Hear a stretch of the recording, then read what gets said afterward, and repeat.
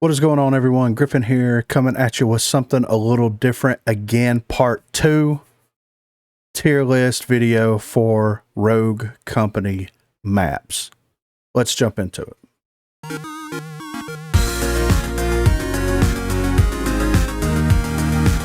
Alright guys, so let's just go ahead and run through these. These are my opinions. This isn't a definitive list because all these maps need changes done to them, and hopefully to God they will make some of the changes that are needed for some of these maps. So let's drop into the first one. Canals. Number 1.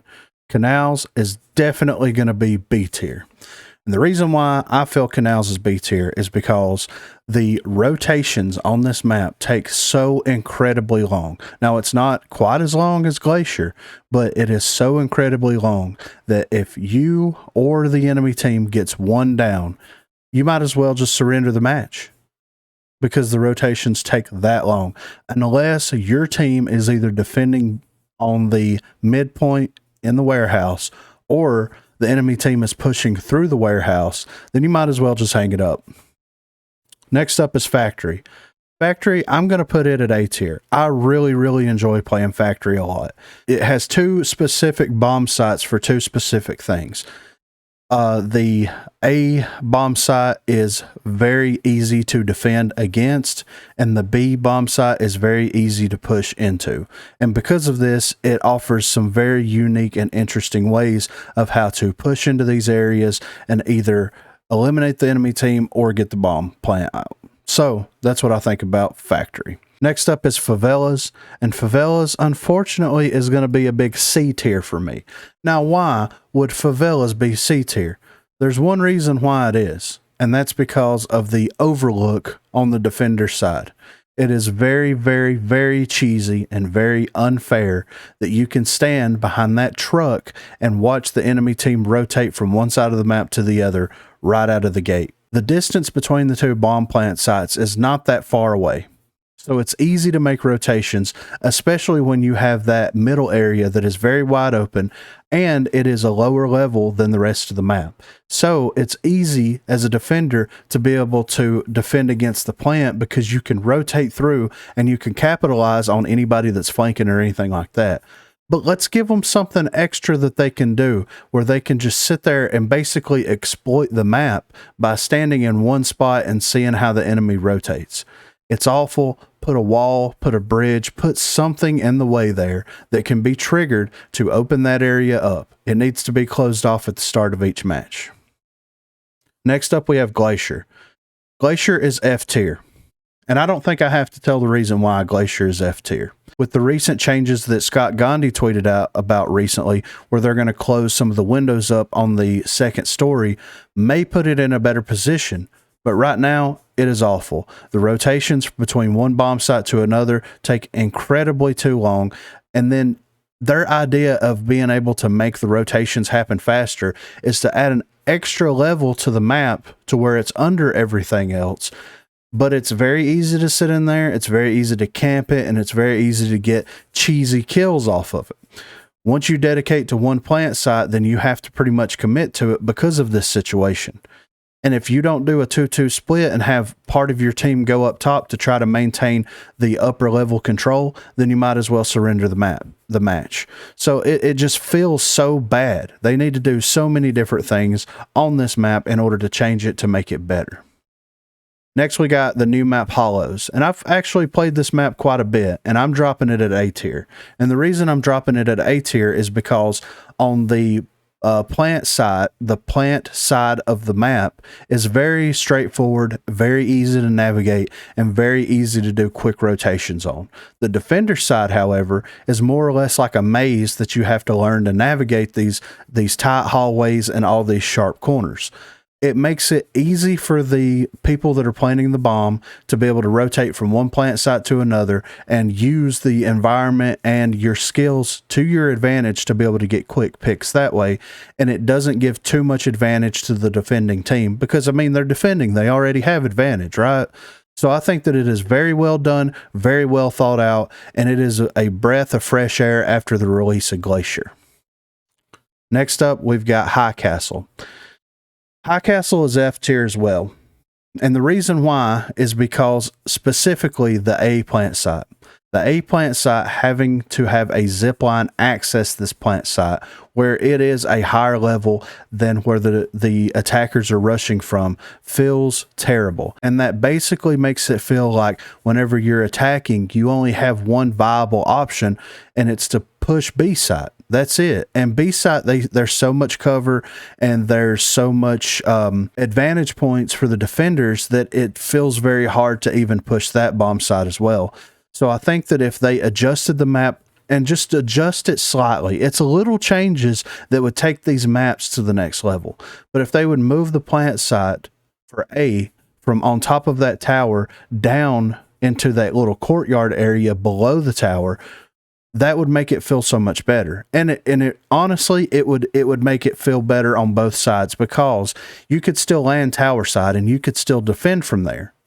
You would still have high ground. So that would give you so much more of an advantage. But as the attackers, you could be able to get in quick, plant the bomb quick, and then try to set up a defensive from there, because the only way that the defenders will be able to access you is either from the staircase, from the zip line, or if they flank behind you. And if you have a really good team that knows what they're doing, you could successfully defend against that. But also the defenders would still have really good advantage to where they could put explosives and use certain abilities in order to get picks to make that initial push. So if they would make that one small change to the map, I really think that it would push it to next level, and it would make the map that much more fun to play. Next up, we have Icarus. Icarus is S tier in my opinion. It is a very small, intimate, close quarters map where you can get some advantage out of using a longer range weapon, but it's not as valued as some of the other maps. And I really like that about it. You can actually position yourself based off of what your kit and what weapon that you're using and get the most out of your rogue and your ability. I really like where both of the plant sites are. I like how easy it is to push both of the plant sites as the attackers, but how well it is to defend against both of them. Icarus really puts people out there and shows you exactly how skill is factored into a game like this. Next up, we have Lockout. Lockout is going to be a B tier map. I know a lot of people feel like Lockout is way worse than that, but I really haven't had that experience with it, because if your team commits to one plant site or another, yes, you have to commit full in on that plant site and you really can't do any flanks or rotations. But because of the way that the map is laid out, then you can either A, push the one bomb site, which is the A site, and you have a very wide open area to where snipers and people that use longer range weapons can take advantage of that area, or you can rush B site, and it's very much more intimate and close quarters, so that if you have a team that is very well suited for that, then you have that advantage as well. You can also push straight up the mid and then branch out from there, which it gives it way more ways to play around it, as opposed to maps like Glacier or Canals, things like that. Next up, we have Skyfell. Skyfell is going to be a C tier map, and the reason why I feel that it's a C tier map is because when you're attacking on this map, you have to commit full force.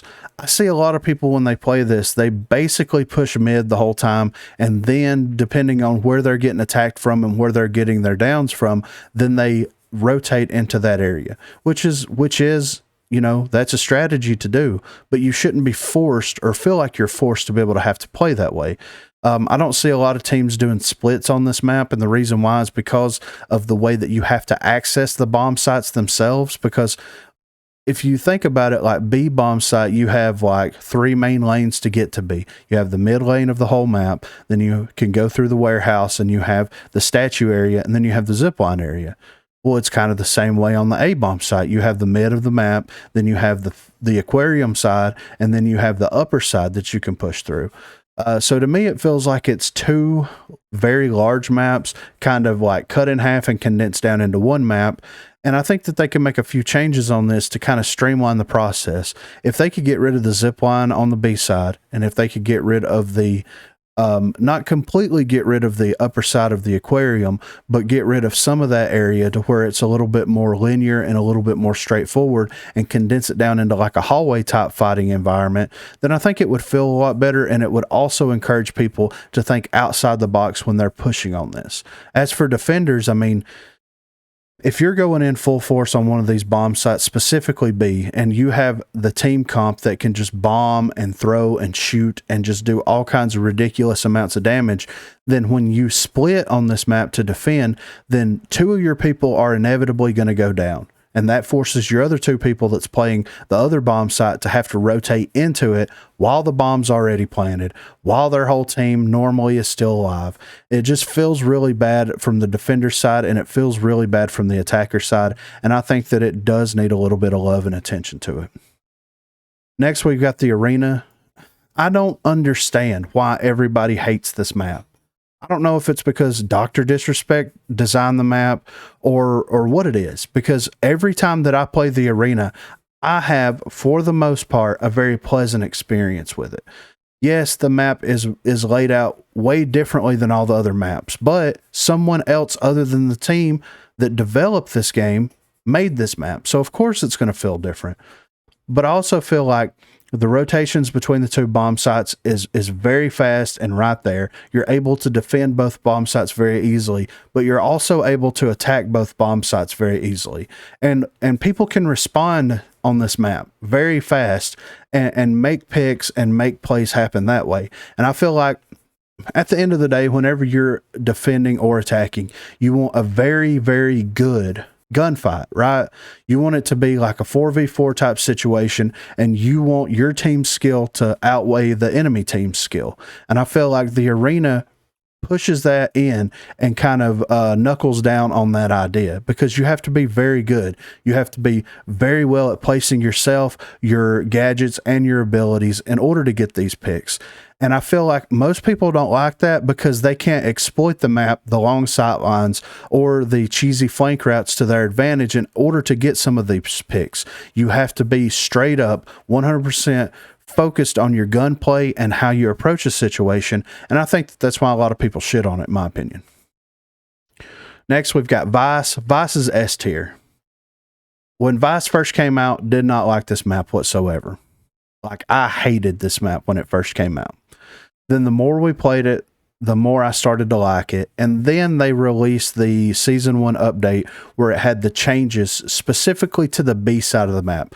Like, they added more cover in on the A side of the map, but they really, really redesigned the B side of the map to where you had way more cover in that alleyway. You had that vaultable wall taken out and a staircase put up to where, and that fountain in the middle was raised up to where you could actually use it as cover. And it feels like regardless of what bomb site that you push as an attacker, it feels really good. You can get in there, you can set up, and you can try to start getting picks on it. I love the fact that all these people that want to make these phantom clips or these sniper clips and put them online, they always drop on that B site on the very back of it and hope to God that they can get a snipe down right there. Since they added so much cover and stuff into the game, then that's really not doable unless you're just an amazing sniper. So it gives this false sense of security to a lot of these snipers that I can just push straight up into and just burn them down with no issues whatsoever because, hey, they're a sniper. Don't play a sniper. And then it gives you the ability to rotate into the enemy's defenses and actually exploit weaknesses in their defense. I really like this map a lot. I'm glad that they made the changes, and the changes that they did to Vice, just these little small technical changes, is what they could do to a lot of these maps and actually bring them up into a higher position. Last up, we got Windward. Windward C tier. Why is Windward C tier? It suffers the same fate as High Castle, but it's nowhere near as bad. The only way to really access the B plant site is to zipline.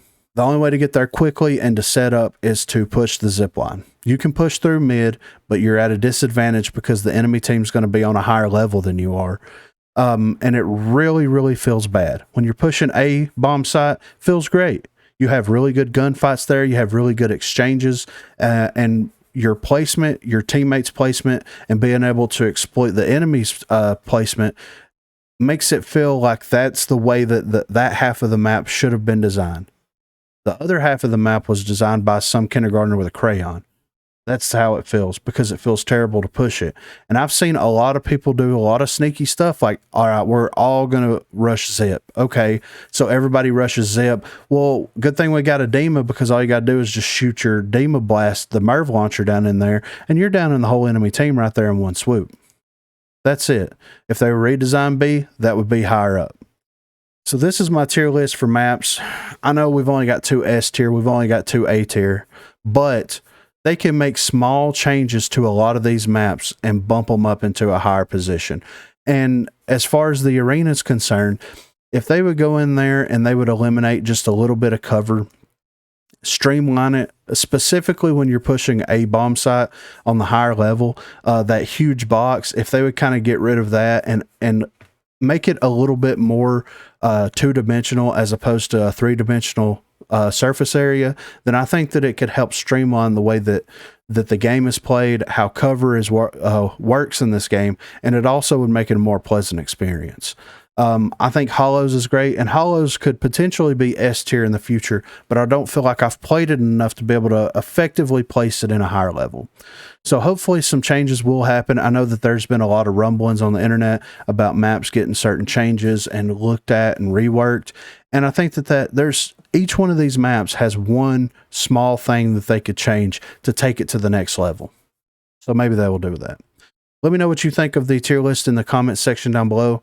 Be sure to check the description for links to Facebook, Discord, and Twitter. Those are the places to contact me. And if you haven't already, please be sure to like and subscribe to the channel. Thanks for watching the video, guys. Be sure to let me know what you think of the maps and what is your favorite Rogue Company map and what is your least favorite map. And be sure to let me know why in the comments down below. Thanks for watching, guys. If you enjoyed the video, hit that thumbs up button below. Let us know that you like it. If you want to see more, hit that little red box with the letters in it. Thanks for watching, guys.